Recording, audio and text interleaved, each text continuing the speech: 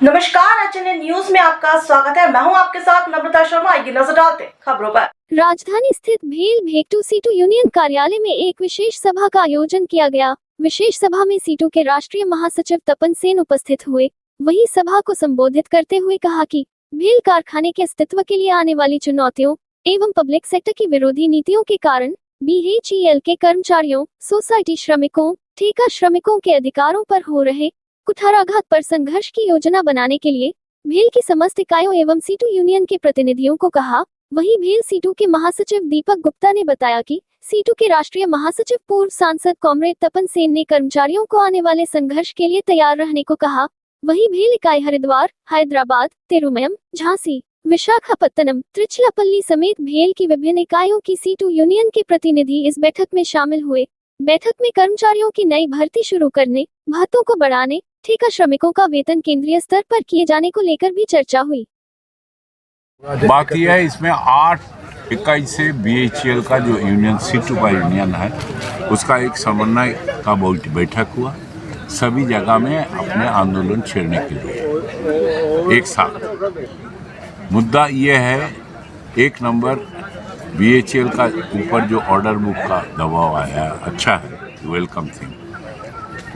इसी को पूरा नहीं कर पाने के लिए यही सरकार उसको ऊपर तरह तरह का पाबंदी डाल रहा है। प्रोक्योरमेंट का बारे में सामान बनाने के लिए तो कुछ सामान हमको सारी चीज़ तो बीएचईएल नहीं बनाते हैं, तो उसको प्रोक्योरमेंट का बारे में, स्पेयर का बारे में कुछ उसमें आयात भी करना पड़ता है, उसका बारे में वो पाबंदी डालता है। और वही पाबंदी बीएचईएल का जो बाकी कॉम्पिटिटर है प्राइवेट सेक्टर में उसको खुला छूट दिया। ये जो डिस्क्रिमिनेशन है, ये जो डिस्क्रिमिनेशन के खिलाफ बीएचईएल मजदूरों को भी जिम्मेदारी बनता है जो इसको खिलाफ आवाज़ उठाता। हम CITU से सरकार को चिट्ठी दिया ये मुद्दे पर, और ये डिस्क्रिमिनेशन बंद करो। मैनेजमेंट CMD को भी बताया, जॉइंट कमेटी मीटिंग पर व्यापक रूप से बताया, और एक ही साथ यही लेके आम वर्कर को उजागर करना। और हम मानते हैं जब बीएचईएल का पास ऑर्डर आया, ये मजबूरी से आया, सरकार देना नहीं चाहती थी। सरकार सारी दुनिया में घूम के देखा, बीएचईएल छोड़ के और कोई ये उत्पादन नहीं कर सकता है। देश के पावर सेक्टर को जिंदा रखने के लिए, नए पावर जनरेशन कैपेसिटी बढ़ाने के लिए, और कोई नहीं रख सकता है। वापस आया बीएचईएल को, पिछले 2 साल सूखा रखा, somehow we could survive, but ये वो करने का कोशिश कर रहा है। उसको बाद फिर बदनाम करने के लिए वो ये जो कर रहा है, इसको खिलाफ एक मुद्दा है जो मजदूर आंदोलन के सामने, जो सबोटेज ना कर पाए, देश के हित के लिए, देश के पावर सेक्टर को बचाए रखने के लिए, ये साजिश को असली चेहरा लोगों को सामने नंगा करने का जिम्मेदारी मजदूर आंदोलन का है। और आज हमारे मीटिंग का भाषण में हम वही बात ठीक। सीटू के राष्ट्रीय महासचिव आदरणीय तपन सेन जी आज भोपाल यूनिट में पधारे थे, और भोपाल यूनिट के अलावा बीएचईएल की 8 दूसरी इकाइयों से ये सब हमारे साथी लोग पधारे हैं।